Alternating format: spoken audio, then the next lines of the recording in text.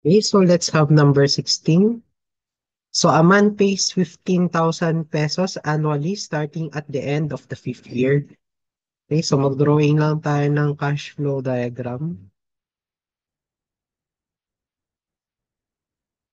So, kailan siya nagbayad ng 15,000 pesos annually? So, at the end of the fifth year until the end of 10th year. Okay, so we have zero dito.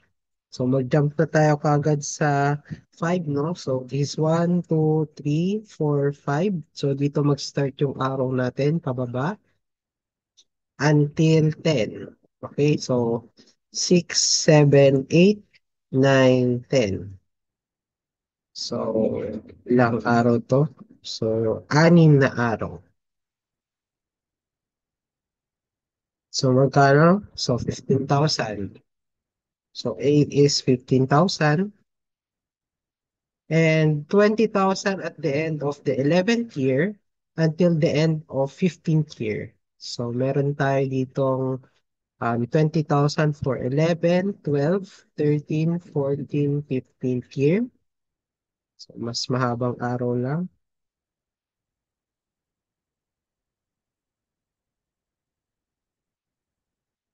So, 8 is 20,000. Then, 35,000 annually for the succeeding 5 years. So, limang arrows pababa pa. So, this is 16, 17, 18, 19, 20. So, lima pa. So, this is 35,000.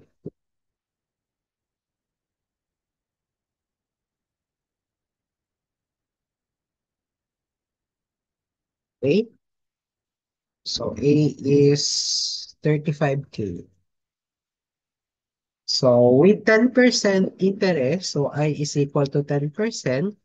So, what annuity should he pay for 20 years to settle that amount equally? So, ano daw yung annuity na ibibigay niya for 20 years to settle this cash flow diagram equally? So, kumbaga, itong 15, 20,000 at saka 35,000 na to, gagawin lang natin siyang equal payments. Okay?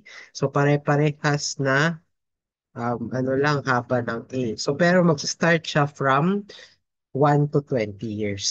Okay? Kumbaga, wala na siyang deferred time, no? So, mag-start kagad siya sa 1 until such time makarating ng 20. So, hindi na ako magdodrawing ng maraming araw. Ayan. So, pare-parehas na A yan. Okay? So, 20. Okay, so paano natin gagawin yan? Okay, so ang gawin na lang muna natin is that i-project natin lahat itong mga araw na to going to the present worth. Okay? Kasi kung anong present worth dito, yun rin yung magiging present worth ng pangalawang diagram natin. Okay? So, na kung saan pare-parehas yung A natin dito. Okay? Ayan. So, sige. So, ito, pro-project papunta sa present. Ito, yung 0, pro-project sa 0.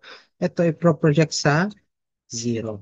Okay, so let's move this lang na yung pangalawang diagram natin pababa. Okay, so sige. Therefore, yung ating P is equal to yung 15,000 natin na annuity times the summation of 1 plus I. So that is 1 plus 10%. That is 1.1 na, no? Raised to negative X from, okay, saan siya nag-start mag-pay? So that is 5 minus 0. So 5. Then, kailan yung last payment niya? Hanggang 10 na. Okay, so this is 5 to 10 minus 0. Then plus 20,000 times the summation of, okay, 1.1 raised to negative x from uh, 11 to 15.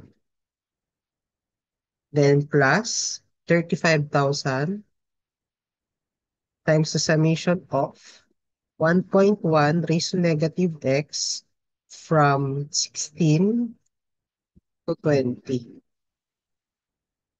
So, sige, ano lang natin siya, calculate lang natin. So, 15K times the summation of 1.1 raised to negative x from 5 to 10, then plus 20,000 times the summation of 1.1 raised to negative x from 11 to 15, then plus ulit 35,000 summation of 1.1 raised to negative x from 16 to 20. Okay, so therefore, okay, yung ating present worth dito at year 0, so that is 105,612. So 105,612.72. So ito ngayon yung ikakalat natin dito. So ito yung present worth natin na to, no? So kung anong present worth ng una, yun rin yung present worth natin dito sa pangalawa. So that is, okay, 105,612.72. And ito ngayon, yung ikakalat natin dito, going dito sa mga ating A. Okay? So, ito, kakalat natin siya dito. Okay? So, therefore, yung ating P now is equal to A times the summation of 1 plus I raised to negative x from x equal to 1 to 20. Okay?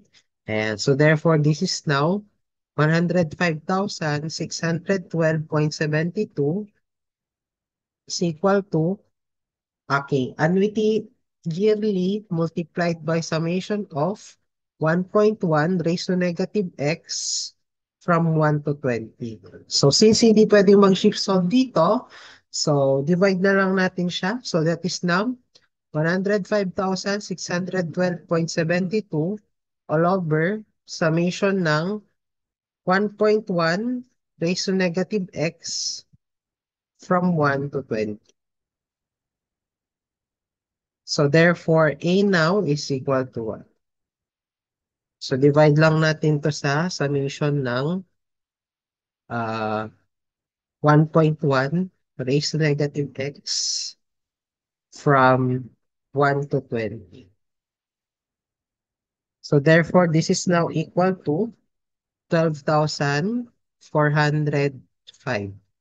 So 12,405.23. And this is approximately letter E. Dog. Okay?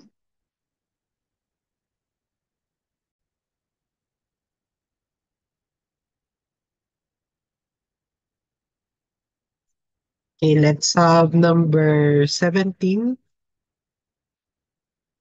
So suppose a man receives an initial annual salary of 60,000 and increasing at a rate of 5,000 a year. So meron daw tayong initial annual salary na 60,000.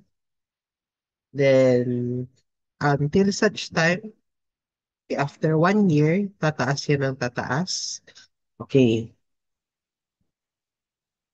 At a rate of 5,000 a year. So, at year 0, then after 1 year, so meron siyang 60,000 initial. Then after a year, tataas, magiging 65,000. Then after a year ulit, aangat. So, this is 70,000. And so on and so forth. Okay? Then, if the money is worth 10%, so I is equal to 10%, So determine his equivalent uniform salary for a period of 8 years. So 8 years siyang ganito yung setup nung increase nung salary niya. So sige, tuloy lang natin, no? So sige. So 70K after 3 years. Then at the fourth year, so hindi ko na itaas, no? So fourth year, 80K, or sorry, 75K I should say. 75K. So pagkatapos, fifth year, 80K. Then sixth year, 85K. Seventh year, um, 90K. Then eighth year, 95K. Okay, yan. So, ganyan yung setup niya. Ngayon, ang gusto nating mangyari dito is that, okay, determine his equivalent uniform salary for a period of 8 years. So, gagawin daw natin dito, gagawin daw natin siyang uniform, okay? So, kumbaga, dito pa lang, so year 1, meron ka ng A dyan, year 2, pare-parehas na yung sahod mo. So, syempre, ang tendency na to, kung ganito yung setup niya, mataas na kagad yung salary mo. Okay? Hindi na siya yung katulad dito sa una na mababa sa una, then pataas na pataas. Okay? Ayan. So, uniform. So, until 8 years.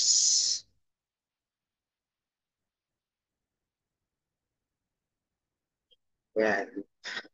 So, anong gagawin natin dito? So, this is a um, gradient problem, no? Okay, so arithmetic gradient. So, pero dahil nga sa mahirap yung formula na arithmetic gradient, mahaba siya, masyado siyang mahaba. So, ang gawin na lang natin dito, madali lang naman mag-project ng arrows natin dito, going to present. Okay, using your present word. Okay, single payment. Okay, so kumbaga ito, project natin sa year 0, year 0, year 0, year 0. So lahat ito ay pro-project natin going to year 0. Okay? So para makakuha tayo ng P dito. Na kung saan, yun yung i-aano na naman natin dito. Okay? Yun na naman yung ating ikakalat dito. Okay? Ayan. So katulad nung kanina, no? Okay? So kukuha lang tayo dito ng equivalent na present word. Okay? So sige. So therefore, your P now is equal to 60,000 times yung 1 plus I natin. So that is 1.1 raised to negative 1. Single payment lang siya, hindi siya annuity.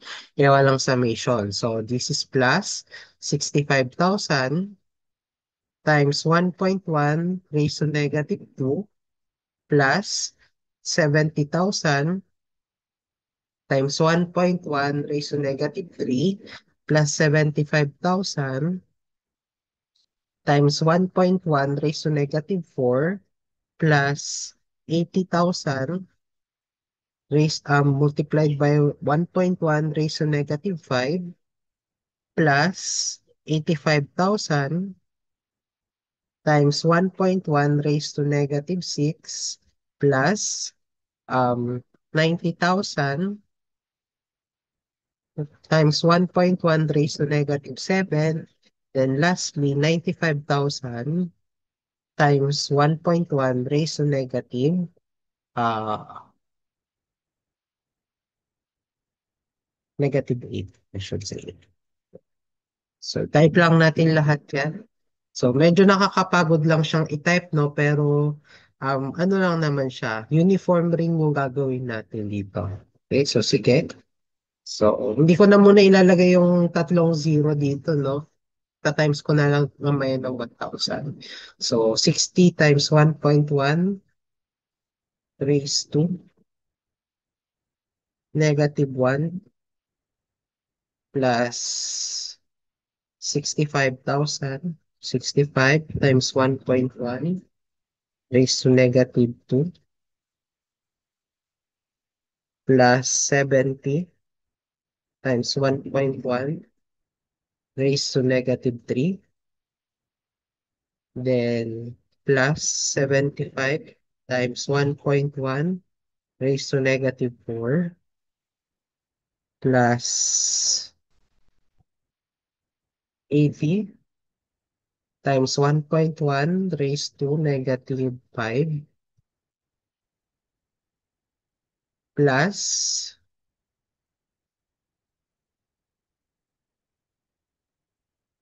85 times 1.1 raised to -6 plus 90 times 1.1 raised to -7 plus 95 times 1.1 raised to -8. Yan lang. So, unahin muna natin tong ano dito, no? Hindi na kaya ng ano. Yan. Then, plus 95 times 1.1 raised to -8.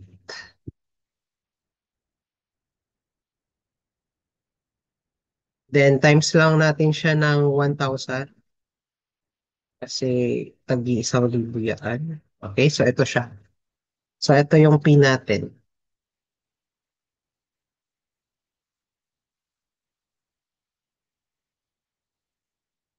This is your P na siyang ikakalat natin dito. Okay? Sana yun. Okay? Yan yung ikakalat natin dito sa mga A na to dito. So therefore, P now is equal to A times the summation of 1 plus I raised to -x or tama, raised to -x from 1 to 8. So therefore, this is now 400,208, 238.9297 is equal to A multiplied by summation of 1.1 raised to -x from 1 to 8. So, hindi tayo pwedeng mag-shift solve dito. So, therefore, A now is equal to 400,238.9297 divided by summation ng 1.1 raised to -x from 1 to 8. Tayo na lang mag-a-adjust. Okay, so this is now divided by summation ng 1.1 raised to -x from 1 to 8. So therefore, the answer is 75,022.39. So 75,022.39. So this is letter B. And as you can see dito, no, yung A natin dito, mataas ka agad. 75,000. So dito sa una, 60,000. Then pataas ng pataas. Pero dito, okay, yung A mo na kagad is 70,000 or 75,000. Okay? Parehas lang ba yan, sir? Parehas lang yan because your money is worth 10% for an interest rate. Okay? So, sige. Let's have number 18. Okay, so let's have number 18. So, a young engineer borrowed 10,000 pesos at 12% interest and paid 2,000 per annum. Okay, so kada taon, so meaning ito yung annuity mo. Okay, for the last 4 years. So what does he have to pay at the end of fifth year in order to pay his loan? Sige, cash flow diagram muna natin to. So take note po, nakatanggap siyang engineer ng 10,000 pesos at year zero. Okay, so ang interest mo dito, 12%. And he paid 2,000 pesos per annum or per year for the last 4 years. So this is at 1, 2, 3, 4. Nagbayad siya ng 2,000.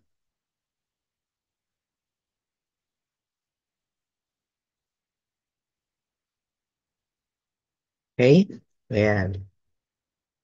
Now, ang tanong is this, okay? So, syempre, hindi niya pa bayad yung buong, ano no, buong 10,000 plus yung interest. Ngayon, ito yung tanong. So, magkano daw yung kailangan niyang bayaran sa fifth year para ma-liquidate or mabayaran niya lahat? So, ibig sabihin, meron tayo ditong single payment na Q. Okay, wherein mababayaran niya lahat. So, we have here an annuity, form of annuity, and a single payment. Okay? Para ma-liquidate lahat. So therefore, kung ano ang inutang siya ring babayaran. Okay? So dito. So this is now 10,000 yung inutang mo is equal sa mga babayaran mo. Okay? So therefore, ito, 2,000. So i-project natin yan papunta sa present. So this is now 2,000 times summation of 1 plus 12%, so that is 1.12 raised to negative x from 1 to 4 plus yung Q. Take note po yung Q natin dito, this is only just a single payment. So ang gagamitin lang natin dito is yung P is equal to F multiplied by 1 plus I raised to M negative N. Okay, so therefore this is now Q multiplied by 1.12 raised to negative 5. Sir, pwede ba dito mag-shift solve? The answer is no. Kasi nga yung x natin dito is a variable or kasama yan dito sa summation. So, ang gagawin natin is to manipulate this equation. Okay, so therefore, this is not equal to what? 10,000. Transpose natin sa kabila yung 2,000 times the summation of 1.12 raised to negative x from 1 to 4 is equal to Q times 1.12 raised to negative 5. Para makuha natin yung Q,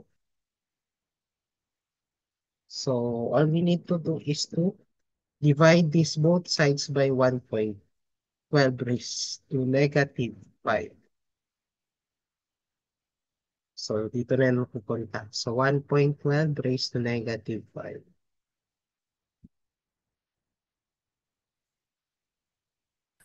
So sige, i-ano natin.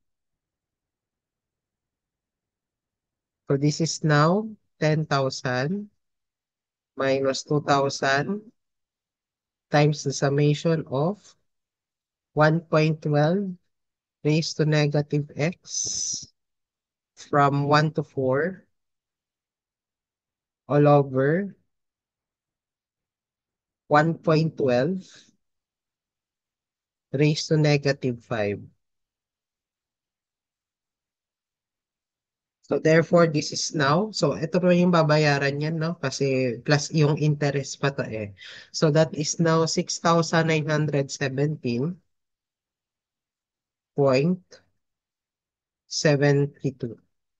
pesos. So masyado pang malaki yung babayaran niya kung gusto niya na makabayad ng utang niya. So this is 6,000. Letter, okay, letter A, approximately.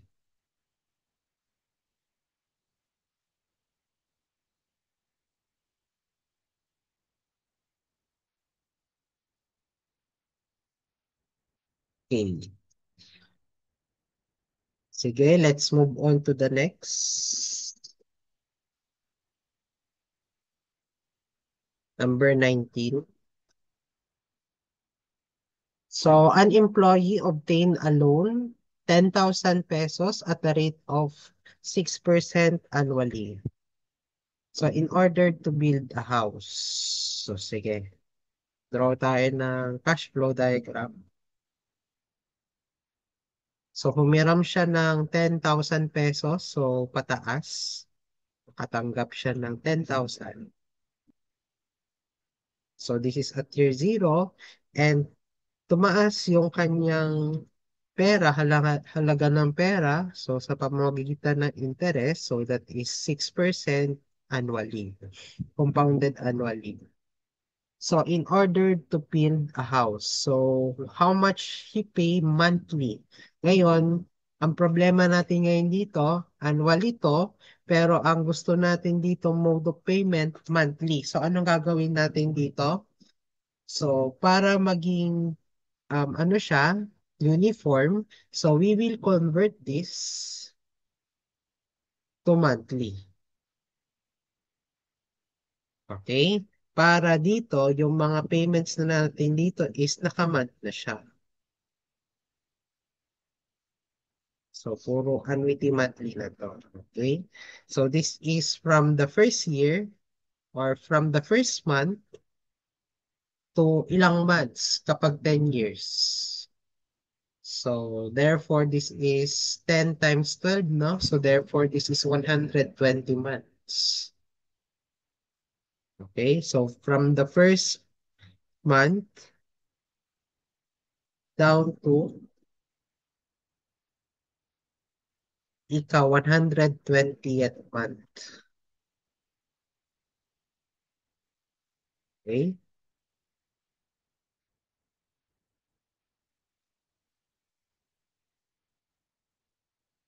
So, yan. So, paano natin i-convert ito monthly? Okay, so using your effective rates. So, this is for conversion. Okay, sige. Take note po, yung ating ER monthly, equal yan sa ER natin dun sa annually. So, therefore, this is now equal to 1. So, kunin ko na kagad dito yung effective rate monthly, no? So, 1 plus I monthly. So, hindi ko na kukunin yung nominal rate kasi para hindi na tayo mag-divided by 12 mamaya. So, 1 plus I monthly raised to 12 minus 1 is equal to 1 plus 6% all over 1 raised to 1 minus 1. So, shift solve lang natin, no? So, what's here? I monthly equal to. So, 1 plus x raised to 12 minus 1 is equal to 1 plus 6% raised to 1 minus 1.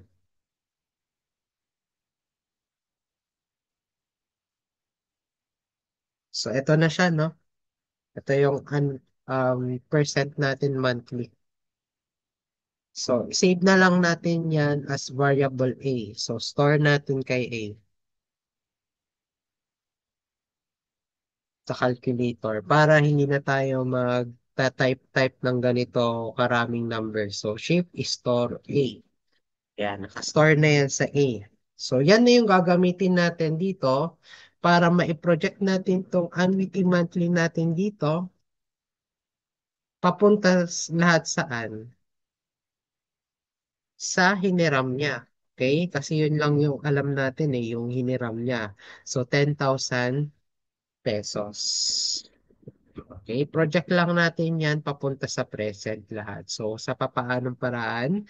So, P now is equal to annuity monthly times the summation of 1 plus I raised to negative X. So, from X equal to 1 2x equal to 120. So therefore, this is now 10,000 is equal to annuity monthly times the summation of 1 plus yung ating A raised to negative x from x equal to 1 to x equal to 120. So, sige. So, A monthly is equal to 10,000 divided by summation of 1 plus A. Yung in-store natin sa A raised to negative x from 1 to 120. Sige. So, 10,000 over summation ng 1 plus. So, lagyan natin ng pangalawang parenthesis dito.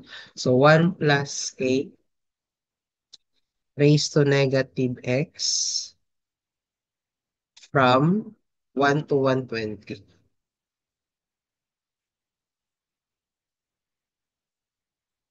Okay, so ito na yun. No? So, the answer is 110.22 or pesos. Pesos kasi nandito. So, this is letter B. Okay? Letter B.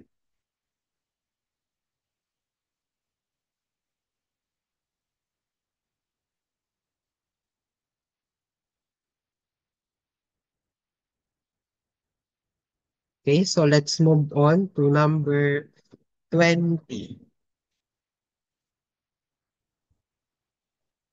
So, a 10,000 pesos loan is to be repaid at the rate of 200 pesos per month with an annual effective rate of 19.56%. So, dito pa lang medyo nagkatalo-talo na. Okay, kasi ang gusto natin dito naka per month, pero ang problema natin is annual yung effective rate natin dito. Okay?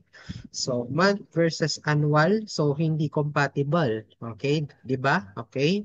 So, annual versus per month. So, hindi yan compatible. Compatible. So, kailangan pa natin yan i-convert using your effective rates. So, now, ang tanong pa dito is this. So, what principal remains to be paid after the third payment? So, sige, gawa natin ng diagram. Ayan. So, meron daw tayong loan or may natanggap daw tayo na 10,000 pesos sa pataas. So, this is at year 0 and to be repaid at the rate of 200 pesos per month. So, 1, 2. So, ito naka-months to, no? So, 200, 200. So, what principal remains to be paid after the third payment? So, magkano pa daw yung utang niya after niya magbayad ng 200 pesos dito sa third payment natin. So, ibig sabihin, nagbayad ka na dito. Ngayon, nag-inquire siya kung magkano pa yung babayaran niya. Meaning yung Q natin dito. Okay? Nagbayad ka, then tinanong mo kung magkano pa yung balance. Parang ganon. Okay? Ayan. So, anong gagawin natin ulit dito? So, i-convert natin yung interest. So, convert interest rate from annual to monthly. So, therefore, ER annual is equal to ER monthly. Okay. So, this is now 1 plus, okay, 19.56% annual yan raised to 1 minus 1 is equal to 1 plus I natin monthly raised to 12 minus 1. So therefore, what's now your I monthly? Using shift solve. So that is now 1 plus 19.56% minus 1 is equal to 1 plus x raised to 12 minus 1. So, sige. Strip solve natin siya. So, ito yung kanyang effective rate monthly.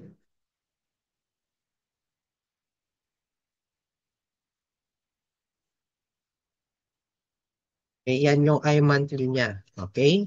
So, store na lang natin to sa, baguhin naman natin. So, store natin yan sa B. So, store to B. So, shift store B. So, shift store B. Then, gamitin na natin dito yung konseptong kung ano yung inutang siyang babayaran. So, etong mga to, i-project natin sa present, and etong Q natin dito na balance, yun rin ay i-project natin sa present. Okay, so therefore, this is now 10,000. Kung anong inutang siyang babayaran, so this is now equal to 200 times the summation of 1 plus yung in-store natin sa B raised to negative x from 1 to 3 plus yung Q, this is as a single payment ulit, no? So, single payment. So, this is now multiplied by 1 plus yung ating B raised to negative 3. Ngayon, hindi tayo ulit pwede mag-shift solve dito. So, we need to, ano lang, no? Manipulate. So, this is now 10,000 minus 200 times the summation of 1 plus B raised to negative x from 1 to 3 all over 1 plus B raised to negative 3, and this is now equal to your Q. Okay, so sige, try natin i-solve. So this is now 10,000 minus 200 times the summation of 1 plus B. So nakastore lang ba dito yun? Tama, nakastore na. So this is now 10,000 minus 200 times the summation of 1 plus B raised to negative x from 1 to 3 all over 1 plus B raised to negative 3. So therefore, the answer is 9,847.70. So 9,847.70. And this is letter, okay, letter A, approximately.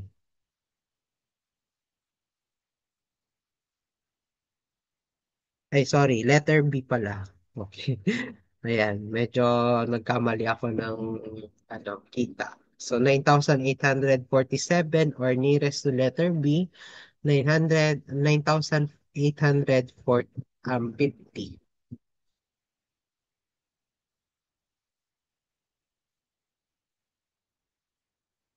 Okay? So, sige. Let's have another lesson.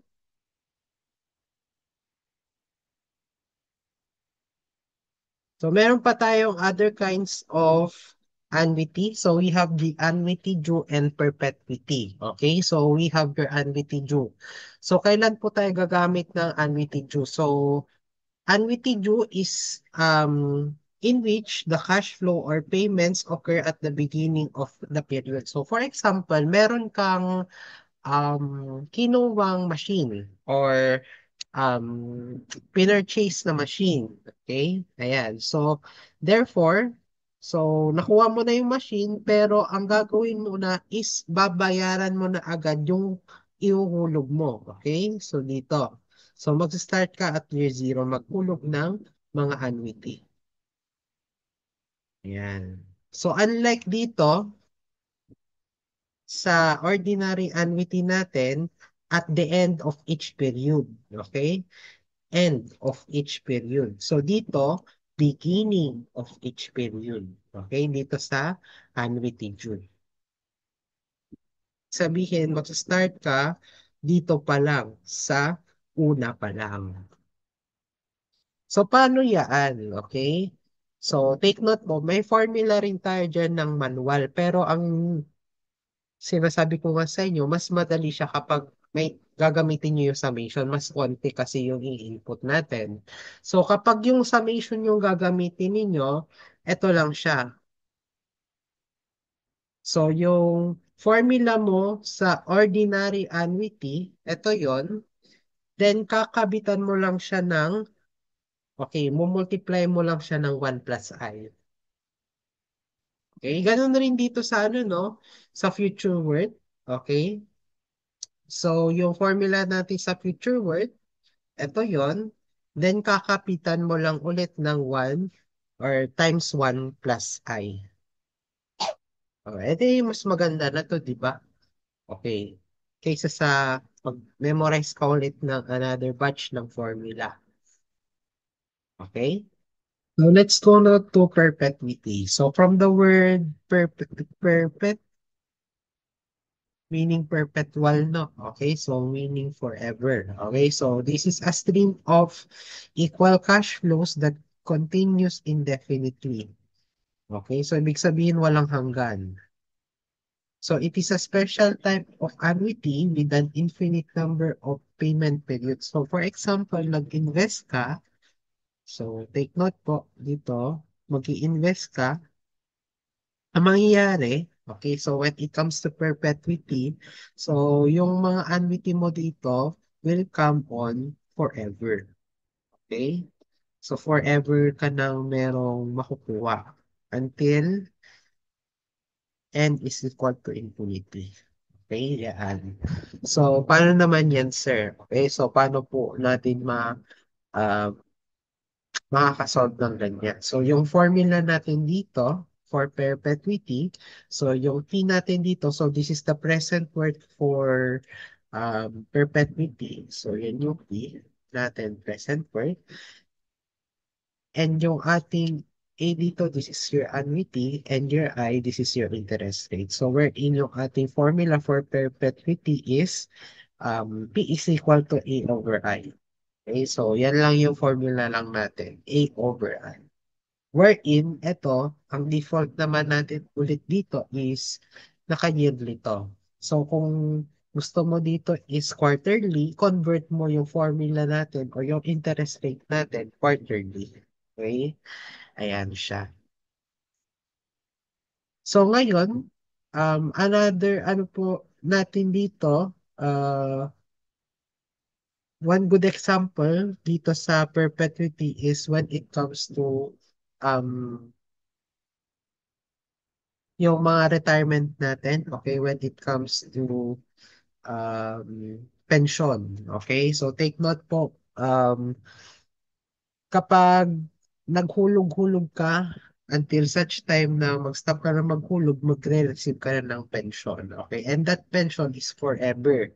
Kasi hindi mo na masasabi at 70 years old, mamamatay ka na, okay?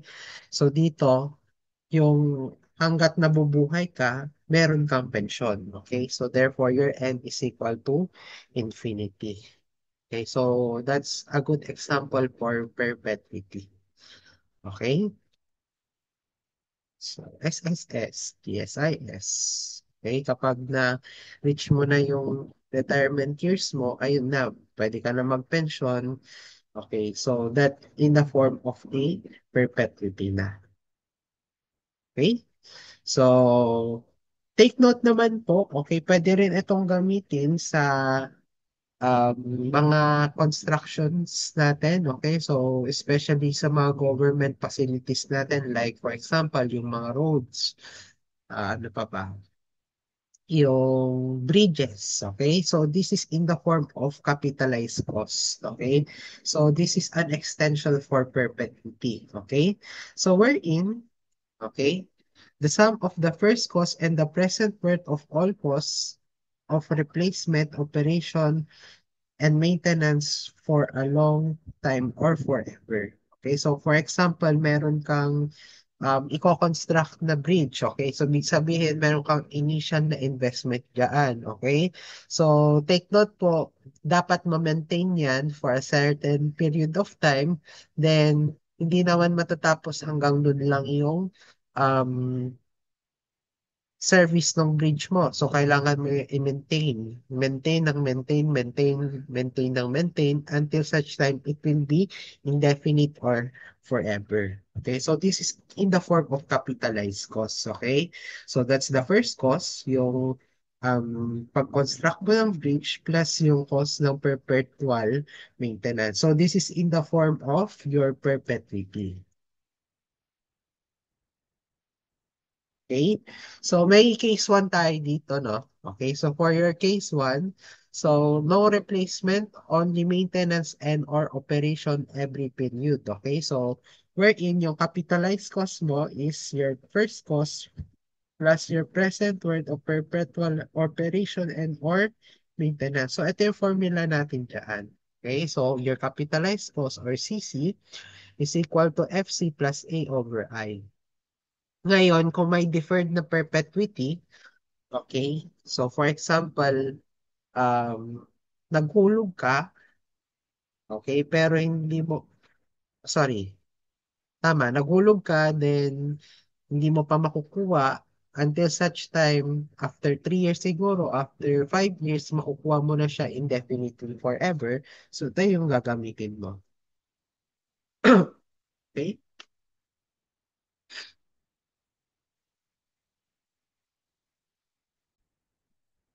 Okay, so case 2 naman tayo. So, replacement only, no maintenance and or operation.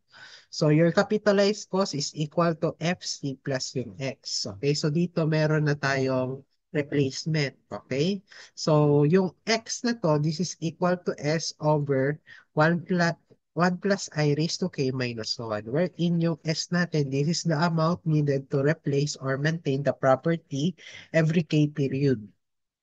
So, for example, i-maintain mo siya every 3 years. Okay, or every 5 years. Okay, yun yung K period na yun. And your X here is the amount of principal invested at I% per period, wherein the interest on which will amount to S every K period. Okay? So, yung case 1 and case 2 na to, malay nyo, nasa quiz. Okay? Hindi lang natin alam kung pang case 1 ba or pang case 2. Okay? Paki-take note na lang yung mga formulas natin dito. Okay, so let's move on to the next problem. So, hindi ko nabuksan yung na-close yata. So, sige. Sumiring economy. Yan. Okay, number 21. So, ito, example of perpetuity. Okay. Insurance. Okay. So, number 21. So, the city wishes to set up a retirement fund. Okay, so ito yung para sa mga magre-retire. So at 10% interest rate compounded continuously, take note po, compounded continuously. So how large a fund in millions of pesos is required to guarantee an average annual retirement income of 20,000? So sa kada isang retiree, 20,000 yung matatanggap niya yearly. Okay, take note po, ang kasali na retirees dito is 3,000. Okay, so ibig sabihin, ang ipapakalat natin or ibibigay natin per year, so annually, is equal to 20,000 kada tao or per retiree. Multiply lang natin yan sa 3,000. So this is equal to what? So per year, magkano yung ano natin? Gagastusin natin. So this is 60 million. Okay? So, this is per year. So, all in all. Okay? Ayan. So, paano ngayon natin iaano to? Okay? Kukumputin forever. Bakit, sir, forever? Kasi nga hindi natin alam kung kailan matatapos to. Okay? So, ibig sabihin, ang aanuhin natin dito is perpetuity. Okay? So, sige. So, therefore, your P now is equal to A over I. Pero ang I natin dito kasi 10% compounded continuously. So i-convert natin ito sa annual. Kasi hindi man continuously yung ating ano dito, no? Takbo ng pera, kundi annually. So convert 10% compounded continuously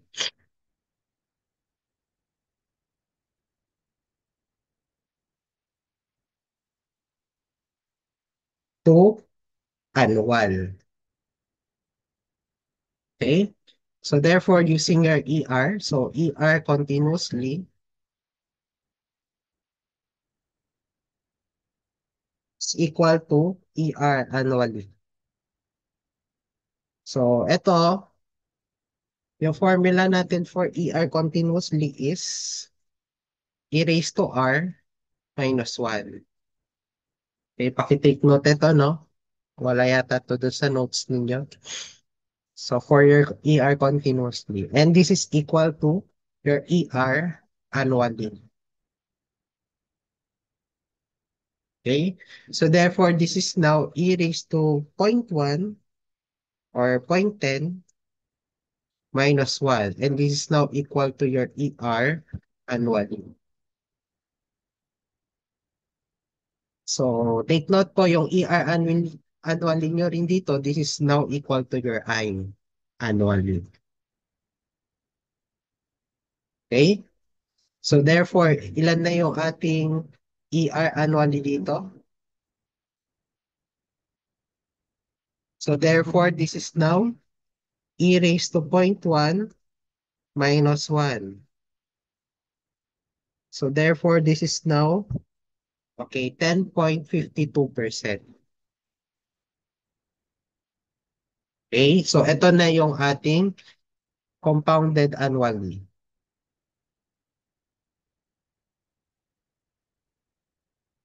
Okay, so therefore, using this perpetuity na formula, so alam na natin, malalaman na natin kung ilan yung i-invest mo para makakuha ng ganito.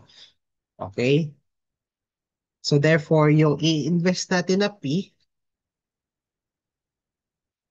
so magkano i-invest mo para makakuha ng ganyan. So therefore, this is now 60 million divided by 0.1052. So this is now equal to what? So 60 million divided by 0.1052.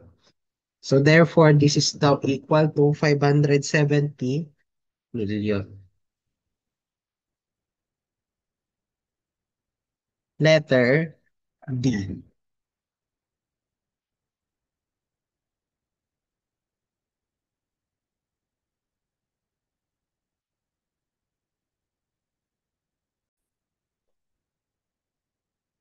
Okay, so number 22. So for number 22, this is a problem for annuity due. Okay, so tingnan natin kung bakit siya naging annuity due. Okay, take note po. So a farmer brought a tractor consisting of 25,000 pesos payable in 10 semi-annual payments. So, naka-semi-annual na to. So, each installment payable at the beginning. Okay, take note po, beginning of each period. So, meaning this is a problem for annuity due.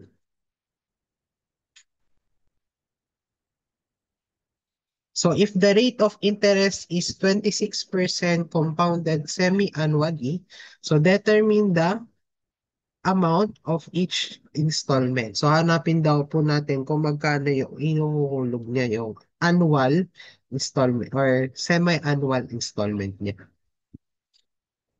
Okay. A semi-annual. Okay? So using your annuity-Juna formula, so your P, so since ito yung ano natin, no, available natin, no, yung 25,000 dito. So this is your present worth or yung ano ng machine, okay? So yan yung halaga ng machine. So present worth is equal to A times the summation of 1 plus I raised to negative x from x equal to blank multiplied by 1 plus I. Okay? So sige, ayun natin. So this is now 25,000 is equal to A in semi-annual form multiplied by 1 summation ng 1 plus I. So, yung I natin dito is 26% divided by 2 kasi nga semi-annual siya. So, this is equal to 13%. So, this is 1.13 raised to negative x from ano yung ano natin dito?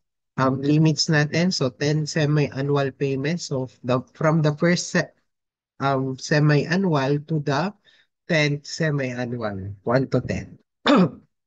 Multiplied by 1.30. So therefore, this is now A in semi-annual form is equal to 25,000 all over summation ng 1.13 raised to negative x from 1 to 10 multiplied by 1.30. What's your A semi-annual form?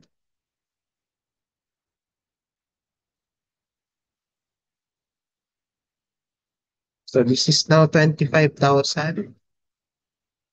over summation ng 1.13 raised to negative x from 1 to 10 multiplied by 1.30. So this is equal to 4,077.2 pesos. Okay? So yan yung ihuhulog niya per semi-annual. So this is letter. Okay, so troubleshoot lang natin to. Letter D yung sagot. So 4,077. Letter D.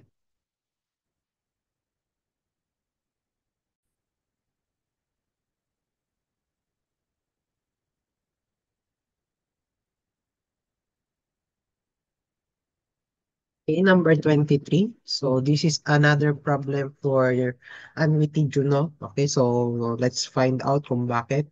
So if 200 pesos is deposited in a savings at the beginning of each 15 years. So take note po. May sinabi niyo na naman dito at the beginning of each 15 years and this account grows interest at 7% per year compounded annually.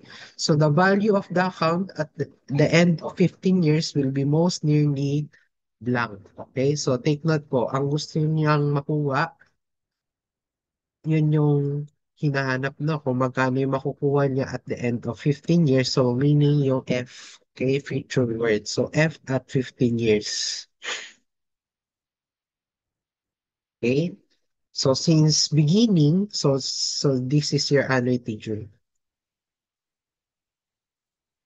So, F now is equal to A multiplied by the summation of 1 plus I raised to X from X equal to 0 to X equal to blank or N minus 1.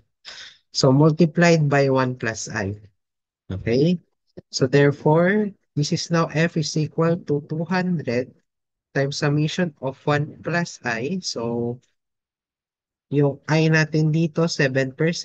Okay? So I is equal to 7% compounded annually. So 1.07 raised to X from 0 to 15 minus 1 multiplied by 1.07. So what's now your F equal to? So 200 times the summation of 1.07 raised to x from 0 to 15 minus 1 multiplied by 1.07. So therefore, this is now 5,377.61. So 5,377.61, or this is approximately equal to 5,400. Letter B. So this is letter B. Okay? So we are down to your second to the last topic. So this is your depreciation. Okay? Yan. When we say depreciation, so pagluma ng mga bagay, no? Okay? Or pagbaba ng halaga ng isang bagay. Okay? Over time. Okay? So depreciation means the decrease in the value of physical properties or assets within the passage of time. So kumbaga, kasi naluluma yung ating mga gamit. Kaya ang nangyayari dyan, bumababa yung value niya. Okay? So, dahil nagagamit siya na nagagamit. Okay? So, ito yung mga terminologies natin for depreciation. Okay? So, we have your book value.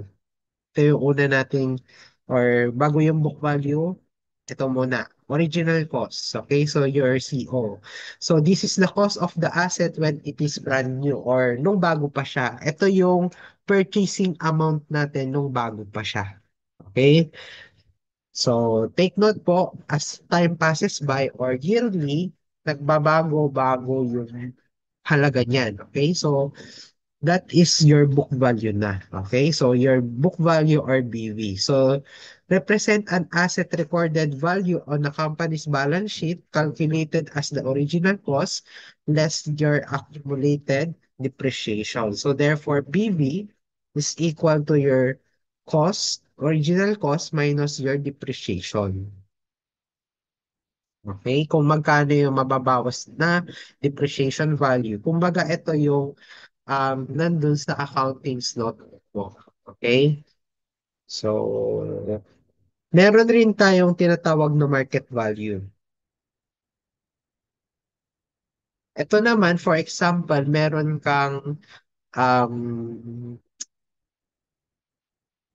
equipment or meron kang isang bagay, for example, binenta mo, pero hindi mo inalam kung ano talaga yung value niya. So, that's your market value.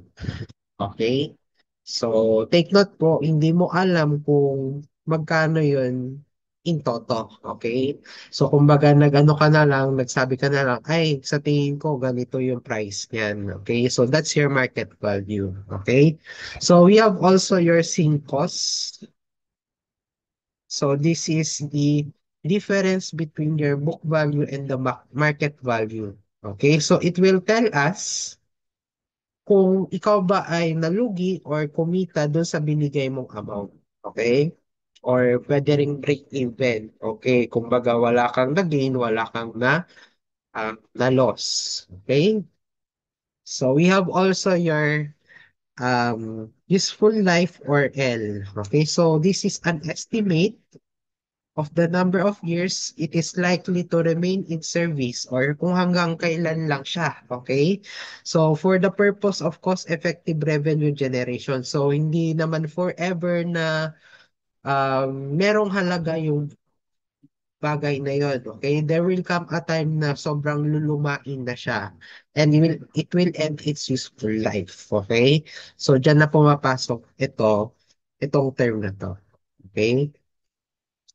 And also, okay, kapag na-attain niya na yung buhay niya, so yung magiging value niya na lang is your salvage value. Okay, salvage value is the estimated book value after depreciation is complete or natapos niya na yung useful life niya. So yun na yung halaga nung bagay na yun. So that's your salvage value. Okay? So, punta na tayo sa mga methods on depreciation. Okay? So, meron tayong iba't ibang mga methods. Actually, merong anim yata. Okay? Pero ang didiscuss ko na lang sa inyo is yung tatlo. So, itong tatlo na to kasi ginagamit to sa board exam. Okay? The other, medyo malalalim na yun yung Matheson, double declining, balance method. Okay, so ito na lang yung i-discuss ko. We have your straight line method, sinking fund, and we have the sum of the years digit method. Okay? Ayan. So, I think hindi naman nakasama yung mga iba kasi pang-accounting na yung iba eh. Okay, so sige. Unahin natin yung straight line method. So, in straight line method, depreciation per year is constant. Okay? So, hindi nagbabago yung depreciation mo. Okay? For example, 5,000 yung nabawas at first year. Second year, 5,000 ulit. Sa third year, 5,000 ulit. Until such time, ma-reach niya yung salvage value mo or yung useful life. Okay? Ayan. So, for the straight line method, hindi ko na ipapamemorize yung formula. Pwede nyo gamitin dito yung Caltech. Okay? Caltech na mode 3.2. Wherein, magagamit nyo lang tong Caltech na to kapag binigyan kayo ng two set of data. Kaya ano yung data ng mga yon? Okay? So, we have your time and your book value or your Y. So, X is for the time and Y is for the book value. Okay, so kailangan lang natin dito ng dalawa. So kapag na-attain nyo na yung dalawang yan, so press AC. So if book value is the required, so just apply regression, your Y hat principal. For example, dito, 0. At time t equal to 0 or nung bago pa siya, 150,000 yung equipment mo. So, after 10 years, ma-attain niya na yung useful life niya and for example, 25,000 na lang yung salvage value niya. Okay? So, ngayon, ano yung book value niya at year 5? Okay, ano yung book value niya? So, therefore, your book value at year 5 dito is equal to 5 y hat lang. Okay? So, katulad lang rin sa mathematics ninyo, no? Okay? Ayan. So, for example pa, um, at time, so kapag walang time, at ang binigay sa inyo is book value, for example, 30,000 or 50,000. Okay? Ano yung book value, ano yung magiging time mo kapag yung book value mo is 50,000? Okay?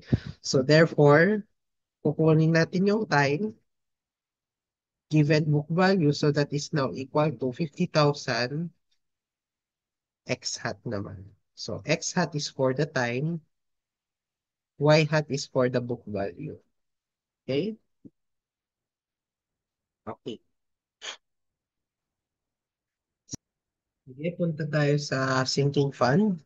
So for the sinking fund method, so this is a technique for depreciating an asset while generating enough money to replace it at the end of its useful life. So kumbaga, gumagamit ka dito ng interest, okay, para mapababa mo yung value ng ano mo, ng equipment. Okay? So, ang patakbo niyan is by the means of your interest. Okay? So, kung interest yung ano, yung papatakbuhin natin, so ibig sabihin hindi pare-parehas yung depreciation charge yearly. Okay? Kaya ang mangyayari dito, so yung D mo do sa first year, hindi na yan equal sa depreciation mo at the second year, hindi na rin yan equal dun sa third year, and so on and so forth. Okay? So, take note po dito sa sinking fund, hindi natin to magagamitan ng Caltech kasi magme-memorize kayo ng formula dito. So, for your annual depreciation charge or D, so small letter D, no? Okay? So, small letter D is equal to CO minus CL times the quantity I all over 1 plus I raised to L minus 1. Wherein yung CO mo, that's the first cost or original cost. CL is the cost after L years or yung salvage value natin or your scrap value. And yung L, that's the life of the property. And the book value at the end of your M years or book value at a certain year. So, EVM is equal to CO minus capital DM. So, ano naman yung capital D? Okay, so your total depreciation after M years. So dito sa ano sa sinking fund, medyo mahaba siya, no? So this is your annual depreciation D multiplied by 1 plus I raised to M minus 1 all over I. So ito yon. So whereas dito sa ano, straight line method, yung ating capital DM dito, so this is equal to your depreciation times kung ilang years ka na.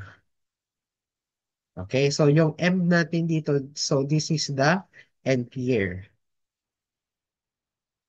Kung pang ilang years na siya. Okay, sasap. Okay, and also for your VBM, so this is only just a continuation of this. So kapag ina natin yung DM natin dito, so therefore your BVM now is equal to CO minus CL times the quantity 1 plus I raised to M of minus 1 all over 1 plus I raised to L minus 1. So ito, paki-memorize ito kasi medyo mahaba-haba ito. Okay? And lastly, for the sum of the years digit method, so ito yung mga formula natin dito. So from the word sum of the years, so kumbaga, isa-sum up lang natin yung mga years natin dito and then i-ano natin siya, i-relate natin siya sa depreciation. So, ito yung mga formula natin dyan. Okay? So, pero, instead na ito yung gamitin natin, pwede natin gamitin to. Okay? So, Caltech Mode 3.3. So, for your Mode 3.3, so 3 sets of data required. So, we have 1, 2, and 3. Okay? So, where your X is your time and your Y is your book value. So, katulad lang rin ng ano no, ng SLM or straight line method, yung Caltech na to. So, pero ang kailangan kasi dito sa Mode 3, tatlong set, okay? Ayan. So, parehas pa rin yung principle. Kapag hinahanap is book value is Y hat. Kapag hinahanap is yung X o yung time, ah X hat naman din. Okay? So mamaya, babalikan natin yung mga yan as we go along. Okay? Sige, let's try to solve the first. Okay, let's try number 24. So a machine was purchased 5 years ago at a cost of 120,000 mo. So may binili daw tayong machine that is 5 years ago. So that is 120,000, meaning that's the original price, okay? CO is 120,000. So its estimated salvage value at the end of 10 years, so L is equal to 10 useful life, and yung CL natin dito is equal to 10,000. So if it is sold now for 30,000, take note po, itong term na to dito, ginamit na statement dito. So this is your market value. Sir, bakit market value? Binigyan niya lang ng value. Okay? Kumbaga, hindi natin alam kung magkano yung associated amount kapag tinignan natin sa accounting's notebook or accountant's notebook. Okay? Kumbaga, kung ano talaga yung pinaka-value niya. Okay? Kumbaga, pirinesyohan lang natin siya. So, binigyan mo ng value, sabi mo, ay 30K lang yan. Okay? So, now the question is this. What is the sink cost if the depreciation method used is straight line method? So, SLM yung gagamitin natin dito. So, sink cost. Okay? So, your sink cost, so kakasabi ko lang kanina nito, that is equal to the difference between book value and your market value. Okay? Ayan. So, sige. SLM. So, pwede natin gamitin dito yung mode 3-2. Okay? So, your X for the time. And for Y, that is book value. So, at time t equal to 0, brand new siya, 120,000. Then, at time t equal to 10,000. Sir, ano nga hanapin dito? Yung book value mo kapag binenta na natin yon, okay? So, kapag binenta na natin yon, so ibig sabihin, so that is at year 5 na. So, at year 5 niya na binenta. Okay? So, therefore, ang kakailanganin nating book value dito is at year 5. So, at year 5, ano yung book value mo? So, book value at year 5 is equal to 5y hat. Sige, try lang natin to sa calculator. Mode 3-2. So, mode 3-2. So, 0, then 10. So, dito, book value. So, 120,000. So, at year 10, so 10,000 na lang siya. So, AC, press AC lang natin. Then, 5Y hat lang. So, 5. Then, paano natin yun yung Y hat? I-recall yung Y hat. So, this is shift, stat. So, yung stat natin is 1. So, shift is stat. So, shift 1. Regression. So, that is 5.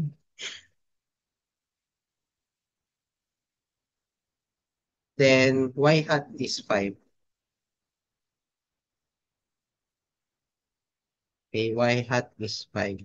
Yan. So, 5Y hat now is equal to 65,000 pesos.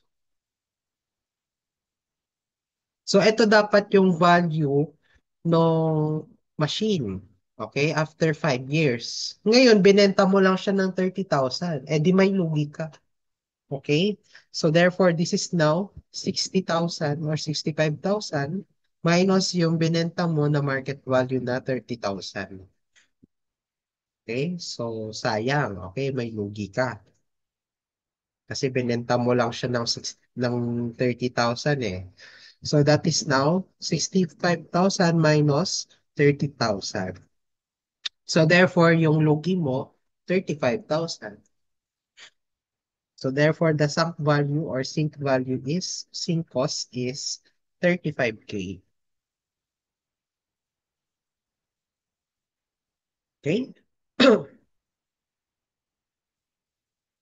So sige. Let's have number 25. So last 6 problems na tayo. So ito. So a certain machinery costs 50,000 pesos.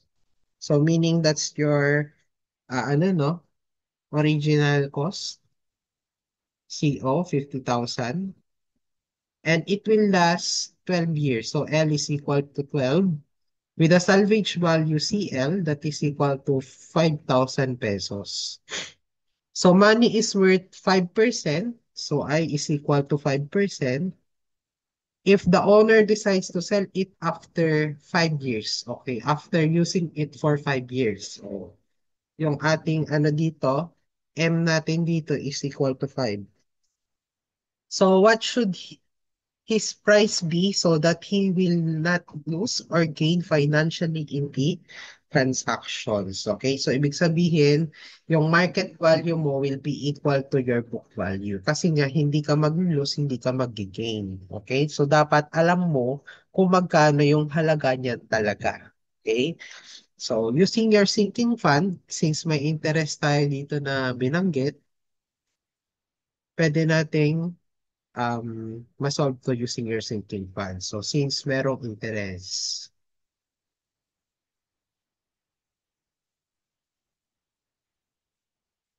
okay? So, paano natin makukuha yung book value niyan or yung market value? Okay? So, book value now is equal to yung mahaba dito na formula.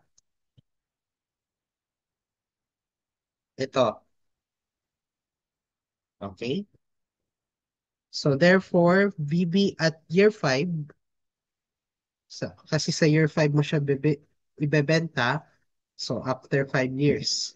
So, therefore, that is now equal to CO minus the quantity, CO minus CL times the quantity, 1 plus I raised to M minus 1 all over 1 plus I raised to L minus 1. Okay? Ayan siya. So therefore, yung M mo dito is 5, no? So therefore, this is now equal to 50,000 minus CO, that is 50,000, minus CL, that is 5,000, times the quantity, 1 plus 5%, 1.05 na lang sabihin mo, raised to 5, minus 1 all over 1.05, raised to 12, minus 1. So therefore, your book value now at year 5 is equal to what? So, mode 1 tayo. So, 50,000 minus the quantity, 50,000 minus 5,000 times the quantity. So, 1.05 raised to 5 minus 1 all over 1.05 raised to 12 minus 1. So, therefore, book value at year 5 is 34,378.25. 378.25. Letter C.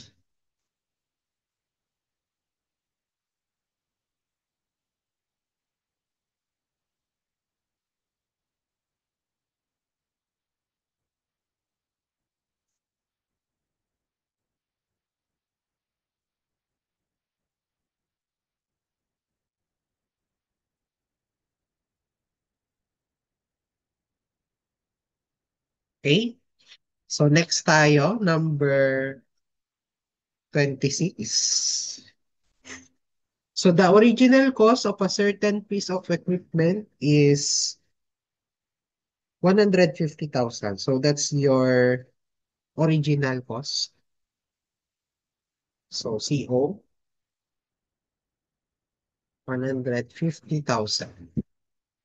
And this is depreciated by 10% sinking fund method. So I is equal to 10% sinking fund.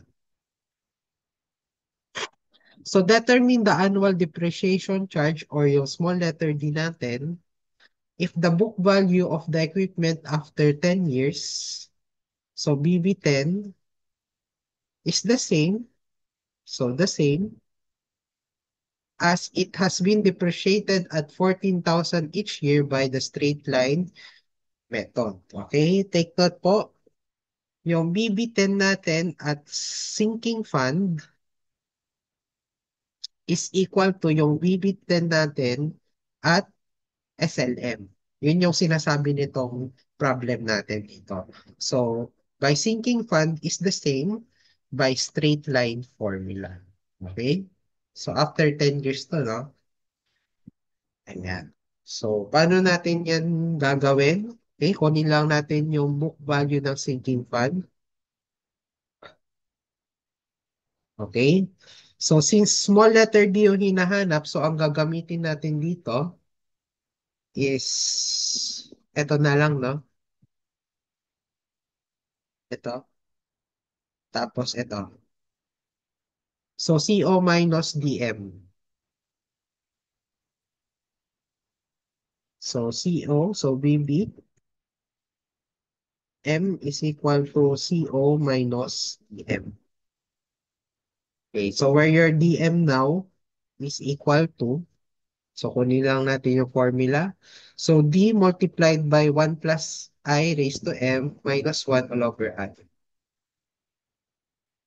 D multiplied by 1 plus I raised to M minus 1 all over I. Yeah.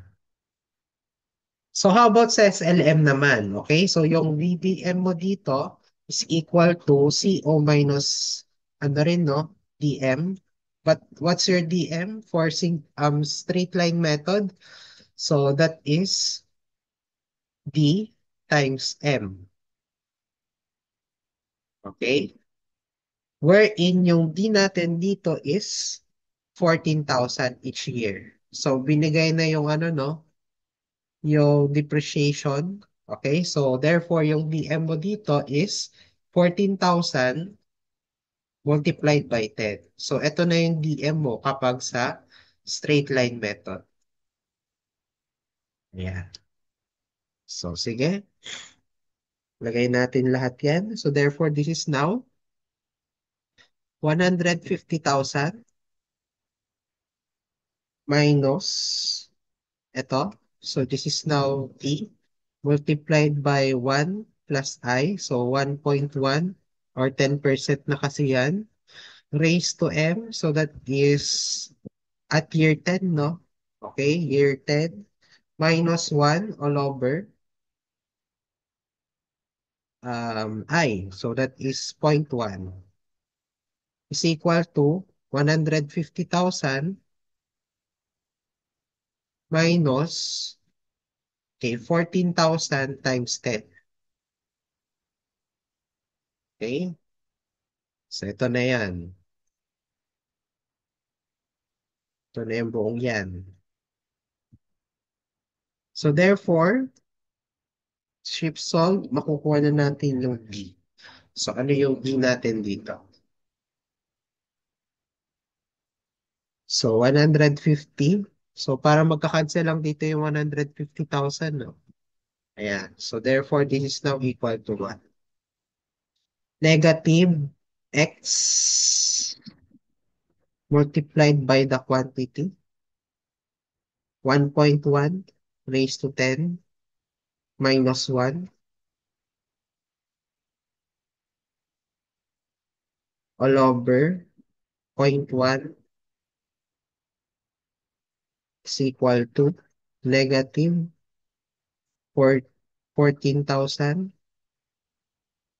times 10. Solve for X. So what's your D? So this is equal to 8,784.36. So 8,784.36 pesos. Okay, letter. Okay, letter C. Tama ba?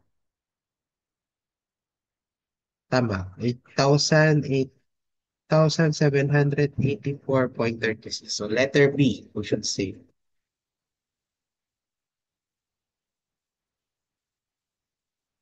Letter B siya.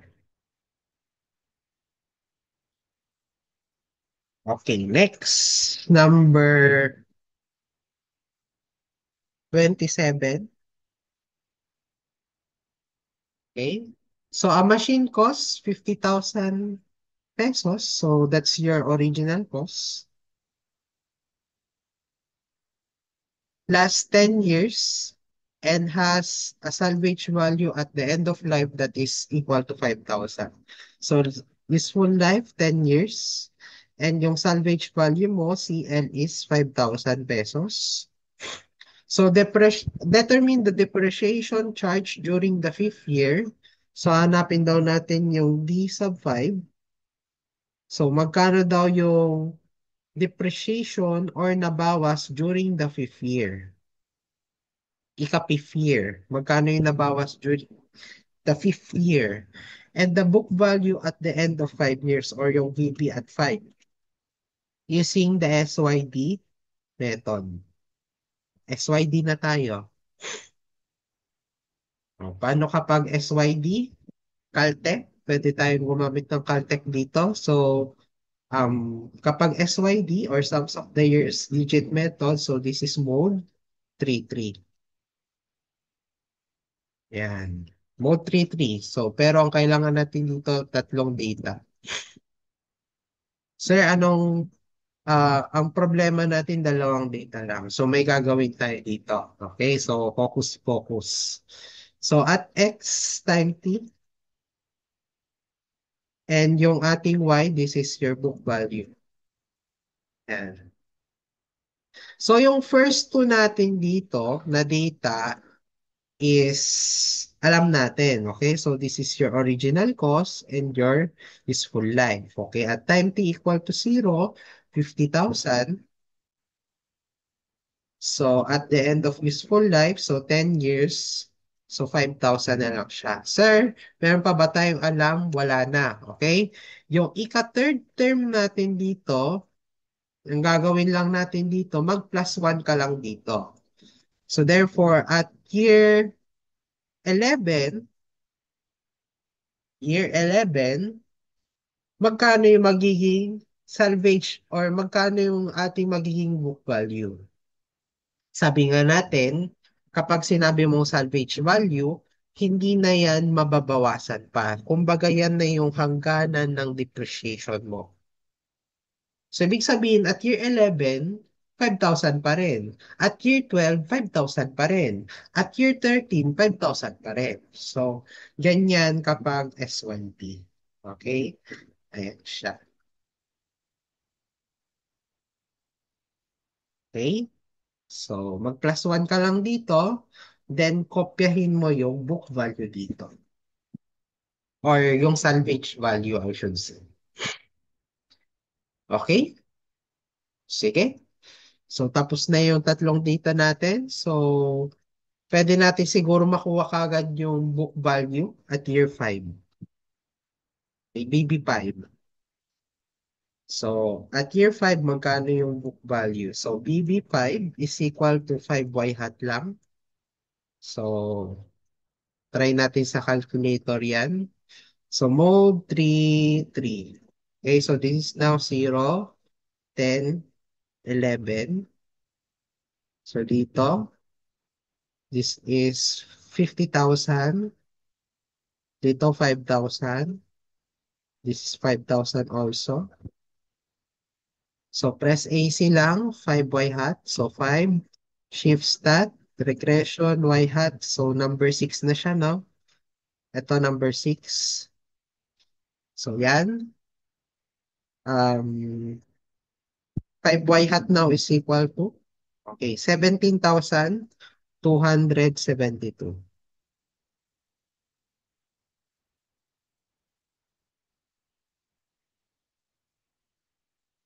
So, this is now your book value at year 5.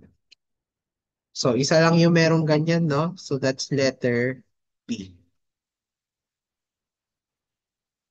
Verify pa natin yung depreciation charge during year 5 or during the 5th year. So, ang depreciation charge natin dito is the difference only of the 4th year and ika-5th year.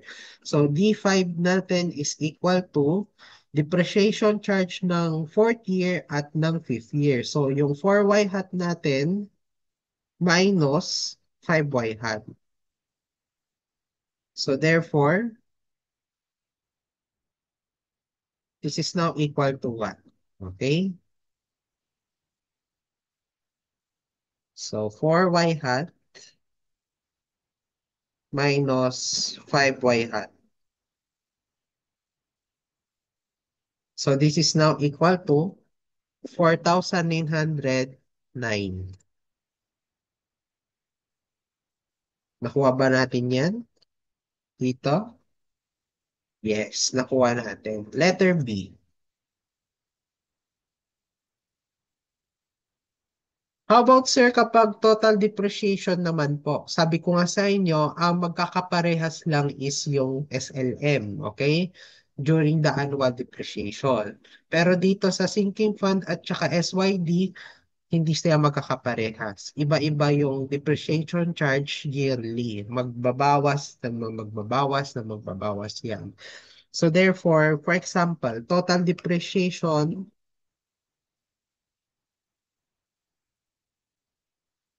during 2 years. Malay nyo, nasa quiz nyo to, no? Okay? So therefore, total depreciation during the 2 years or capital D2. Okay? So therefore, this is now equal to what? Okay?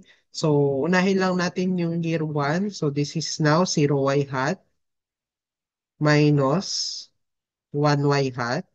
So ito yung first year, E1 plus Okay, yung pangalawa, yung dito na. So that is now 1y hat minus 2y hat. Okay? Ayan. So ganyan kapag total depreciation. Sige, try natin. So dinagdag po lang to ha. Sir, bakit zero yung nauna? Kasi nga may time na bago pa siya. Okay? So kaya magsa-start tayo sa zero.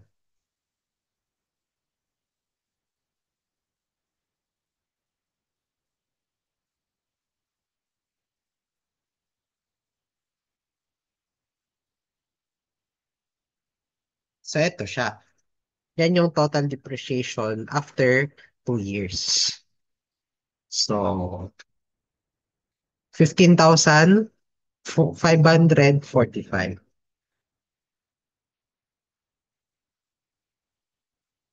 545. Okay? Yan. Malay nyo na sa quiz. Okay. So, punta na tayo sa next. Okay, so let's have number 28. So, a machine costs 50,000 pesos. So, that's the original cost, 50,000, and has an expected life of 10 years. So, your L is 10. So, the salvage value is estimated to be 2,000 pesos. So, yung ating CL is equal to 2,000. And annual cost or annual operation cost na lang sabihin natin, yearly to. So this is equal to 1,000 pesos. So what is the appropriate rate of return of the investment? When we say rate of return, so this is your interest rate. Okay? Appropriate rate of return. So on the investment, if the annual revenue, when we say revenue, kung ano yung kikitain mo dun sa equipment mo. Okay, so revenue. So that is 10,000 pesos. So as you can see here, meron tayong operational cost. So this is your expenses kasi. Okay, so expenses. So this is your operational cost and yung revenue. So kumbaga ang gagawin lang natin dito, magma-minus lang yan. So therefore, your gross or actually your net na lang, net revenue is equal to 9,000 na lang. Okay? So this is per year. Ayan. So ang hinahanap dito, rate of return or your interest rate. So kung i-drawing natin to sa isang cash flow diagram, so ganito siya. So nag-invest ka ng ano dito, ng isang machine worth 50,000 pesos. So this at year zero, no? So 50,000. So kikita yung machine mo ng, okay, um, 9,000 kada taon. Okay, so first year, second year, third year, fourth year, fifth year, and so on and so forth. Okay, that. Okay, so puro 9K to.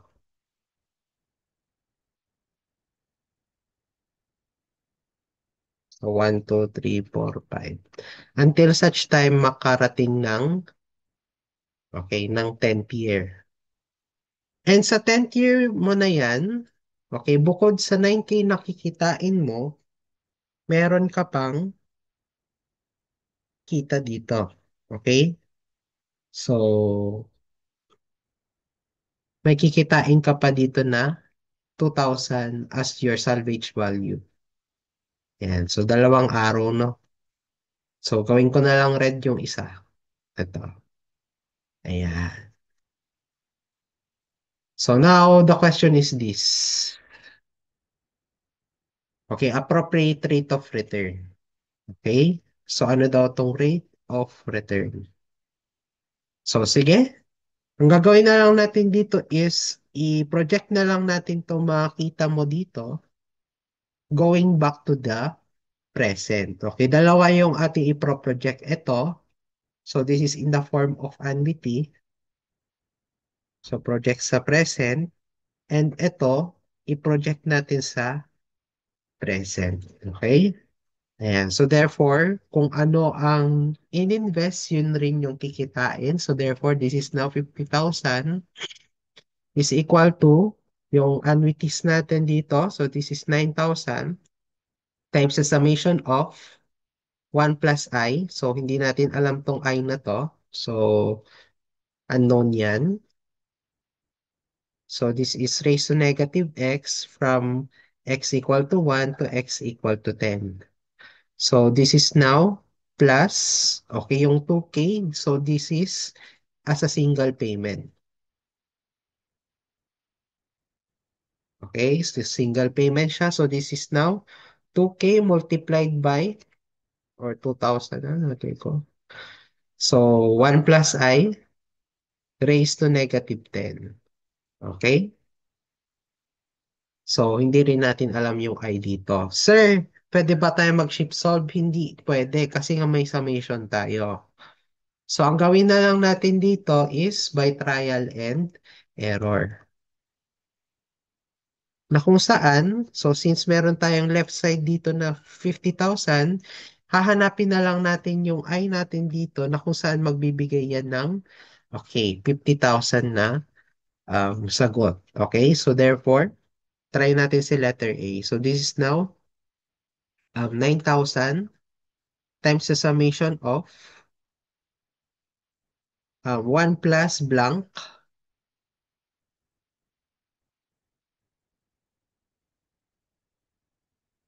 raised to negative x from 1 to 10. Then dito, plus 2,000 times 1 plus blank raised to negative 10. Okay, unahin natin yung letter A. So kapag I is equal to 12%, magbibigyan ba tayo ng 50,000 yan? So try natin. So 12%. So 12% dito, tapos 12% dito.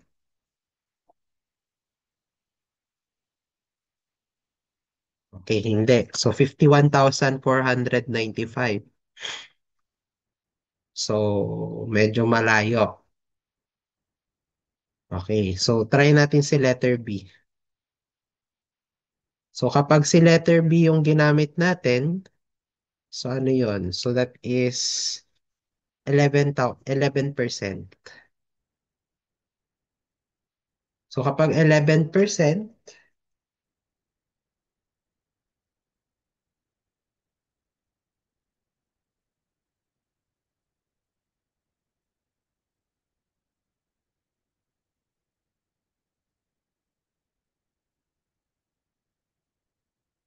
okay, try natin. So this is 53,770.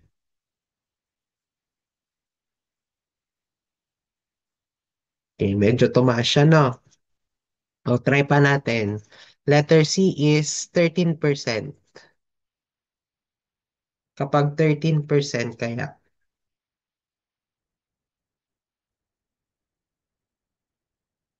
So, ito 13%. Ito 13%. Okay, ito medyo malapit-lapit to ng konti. So, 49,425. So, 49,425. Malapit na yan sa 50,000. Ngayon, punta tayo sa letter D. Okay, so letter D. So, 14% yung interest rate natin dito. Kapag 14% kaya, so I think bababa pa to. Kapag 14%. Try natin. Mas bumaba pa, okay? So, therefore, ang pinakasagot natin dito or pinakatamang sagot is letter C, approximately 13%. So mag-equal na yan or approximately equal to 50,000. Letter C.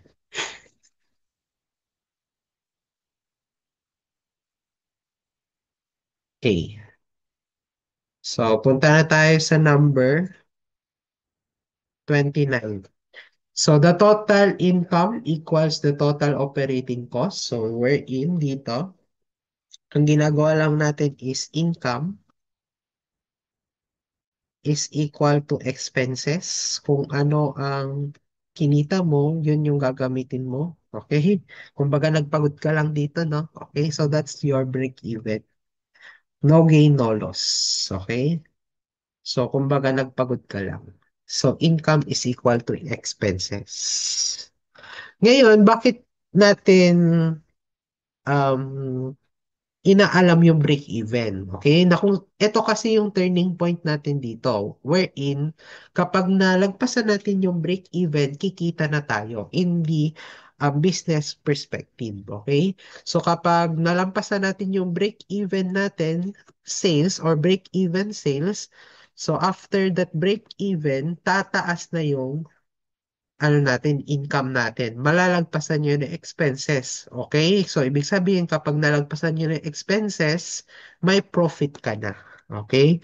So, yun yung break-even analysis. So, yun yung importansya ng break-even analysis. Okay? Dito. So, sige, number 30. So, assume manufacturer produces a pair of shoes at a labor cost 950 pesos or 9 pesos and 50 centavos and material cost 23.5 pesos. The fixed charges on the business are 10,125 a month and the variable costs are 2.5 pesos a pair. So if the shoes sell to retailers for 48 pesos a pair, how many pairs must be produced and sold each month for the manufacturer to break even?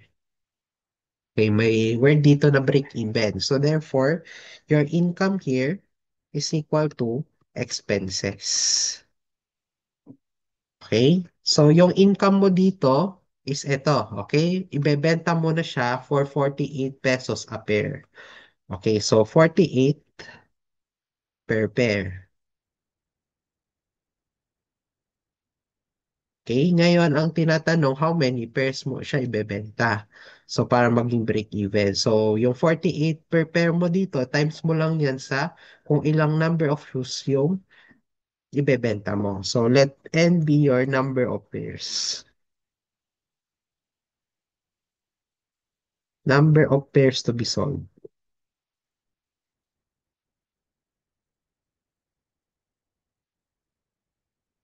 Okay? So, ito yung income. Ano yung mga expenses mo? Ito na. Labor cost is 950 a pair, 23.5 pesos a pair and the variable cost is 2.5 pesos a pair plus yung fixed charges na 1,000 or 10,125. Okay, so ano yung una? Labor cost, 950 a pair. So this is now times N plus 23.5 per pair ito. So times N plus 250 per pair. So that is times N plus yung fixed charges natin. So, yung fixed charges natin is, eto na siguro yung kuryente, yung pwesto, okay, kung nangungupahan. So, this is 10,125. Okay? So, shift solve lang, no? Makukuha na natin yung, okay, number of pairs. So, this is now income, which is 48 times x is equal to 9.5 times x plus 23.5 times x plus 2.5 times x plus 10,125 is equal to, so ilang pairs? 810 pairs. So, sir, wala pong 810 dito na pairs. Pero ano ang pinakamagandang isagot, sir? So, ang ibig sabihin kasi nitong 810 dito, magsa-start ka palang kikita after ma-exceedan mo or mag-exceed ka dito. Okay, so sa 810. So, ibig sabihin, 811 pataas. Okay? So, ang pinaka magandang isagot dito is 1,000. Kasi na-exceedan mo na yung break-even. Kikita ka na or kumita ka na after 810 pairs has been sold. Okay? So, that ends our engineering economy. So, I hope sa quiz ninyo, makasagot kayo ng mabuti. Keep safe, everybody.